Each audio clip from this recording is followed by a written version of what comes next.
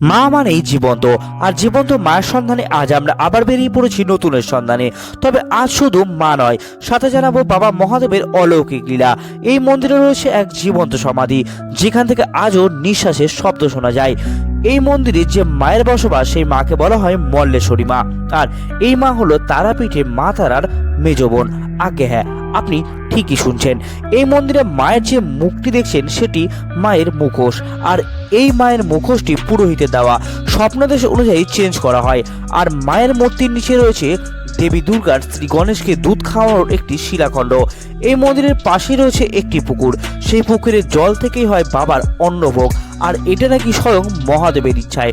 কথিত রয়েছে এই মহাদেবের শিলার নিচে রয়েছে মা গঙ্গা, তাই এখানে আপনি জল ঢালার পরেও শুকিয়ে গেলে সেই শিবলিঙ্গটি আবার জলে ডুবে যায়।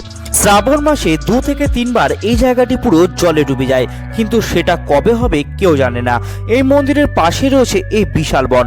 কথিত রয়েছে মহাভারতের যুগে পঞ্চপাণ্ডব ও মা কুন্তী এই জঙ্গলে অজ্ঞাতবাস পূরণ করেছিলেন। এই মন্দিরের বয়স প্রায় 1000 বছরেরও বেশি পুরনো। এই মন্দিরে রয়েছে 24টি শিব মন্দির, সাথে প্রাচীন ঐতিহ্য টেরাকোটার ছাপ এখনো পরিলক্ষিত হয়। এবার নিশ্চয়ই জানতে ইচ্ছে করছে যে মন্দিরটি কোথায় কি করে পৌঁছাবেন, তাই তো সবকিছুই বলবো এই ভিডিওটির মাধ্যমে, সাথে জানাবো এই মন্দিরের অলৌকিক কাহিনী। তাই ভিডিওটি স্কিপ না করে শেষ পর্যন্ত দেখুন, এবং আপনি যদি আমার চ্যানেলে নতুন হয়ে থাকেন তাহলে চ্যানেলটি এখনই সাবস্ক্রাইব করে নিন।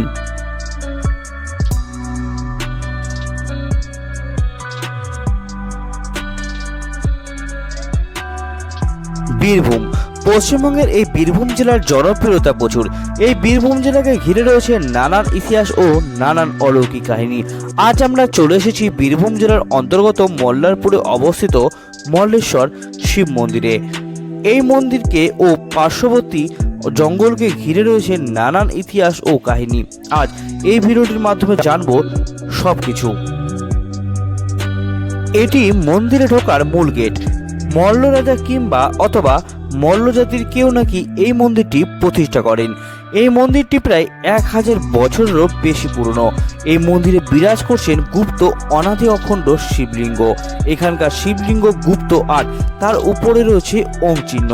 কথিত রয়েছে মহাদেবের শিলার নিচে রয়েছে স্বয়ং মা গঙ্গা, তাই এই শিলা সবসময় জলে ভেসে থাকে। আবার শ্রাবণ মাসে 2 থেকে 3 বার এই জায়গাটি পুরো জলে ডুবে যায়।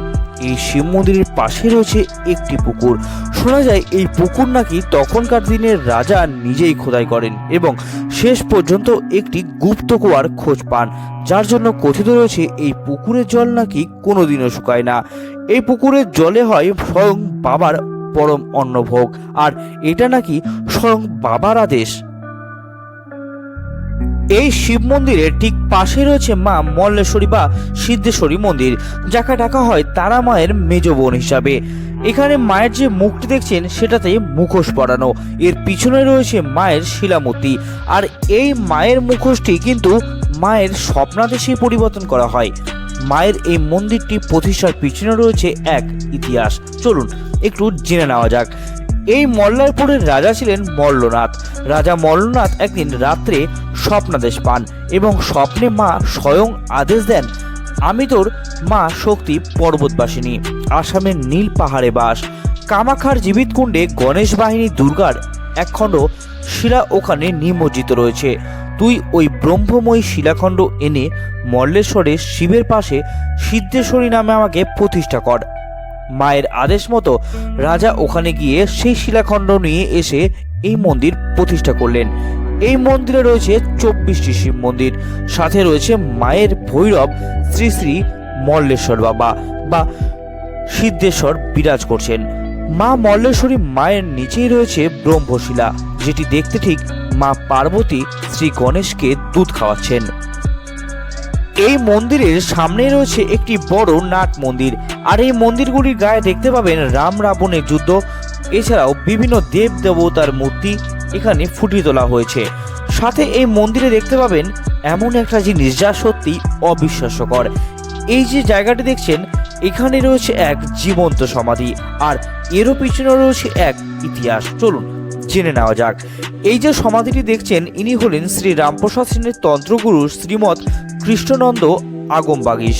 ইনি শ্রী রামপ্রসাদ সেনকে সম্পূর্ণ শক্তিমন্ত্রের দীক্ষা এবং শিক্ষা দেন, যার ফলে রামপ্রসাদ সেনের সিদ্ধি লাভ হন। ইনি বহু জায়গায় ভ্রমণ করতে করতে শেষে চলে যান হিমালয় পর্বতে। হিমালয় পর্বতে তিনি দৈববাণীর মাধ্যমে আদেশ পান এই মন্দিরে আসার। আদেশ মতো ইনি এই মন্দিরে প্রবেশ করেন এবং কিছুদিনের মধ্যে বাবা ও মায়ের একসঙ্গে দর্শন পান ও ইনি ঠিক করেন, আমার সাধনার সিদ্ধিলাভ যখন এই মন্দিরের পবিত্র মাটিতে হয়েছে, তখন আমি এই স্থান ছেড়ে কোথাও যাব না, আমি এই স্থানে জীবন্ত অবস্থায় সমাধি নেব। তিনি আদেশ করেন, তিনি যখন ধ্যানে বসবেন যেন মাথার কাছে একটা ছিদ্র রেখে দেওয়া হয়, ওই ছিদ্রের মাধ্যমে আমার আত্মা বেরোবে। আর সেই থেকেই এমনভাবেই রয়েছে এই জায়গাটি। ইনি ঘোড়ায় যাতায়াত করতেন বলে ভক্তরা এখানে ঘোড়া দিয়ে থাকেন। এই মন্দিরটি একটি গুপ্ত সাধনপীঠ বা সিদ্ধপীঠ। কথিত আছে এই জায়গার মাটি থেকে বড় বড় রোগ ব্যাধি নাকি ভালো হয়ে যায় ও শোনা যায় বোবা মানুষও নাকি কথা বলতে শুরু করেন।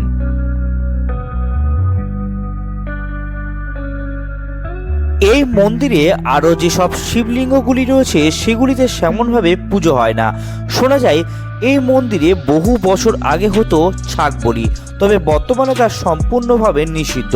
তার কারণ এখানে রয়েছে পরম বৈষ্ণব অনাদি শিব, আর সেই জন্যই 20 থেকে 25 বছর ধরে ছাগ বলি এখানে সম্পূর্ণরূপে নিষিদ্ধ।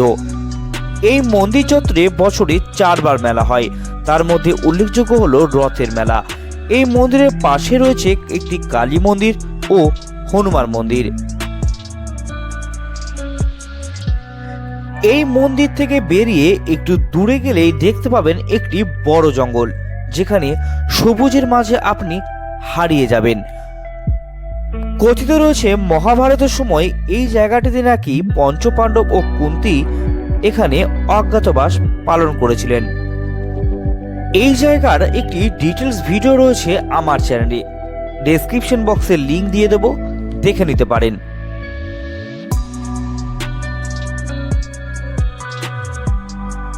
এই মন্দিরে আপনি চাইলে ভোগও পেয়ে যাবেন, তার জন্য আগে থেকে পুরোহিতকে ফোন করে দিতে হবে। আমি ডেসক্রিপশন বক্সের নাম্বার দিয়ে দিলাম, প্রয়োজনে যোগাযোগ করে নেবেন। এবার আসা যাক এই মন্দিরে আসবেন কি করে।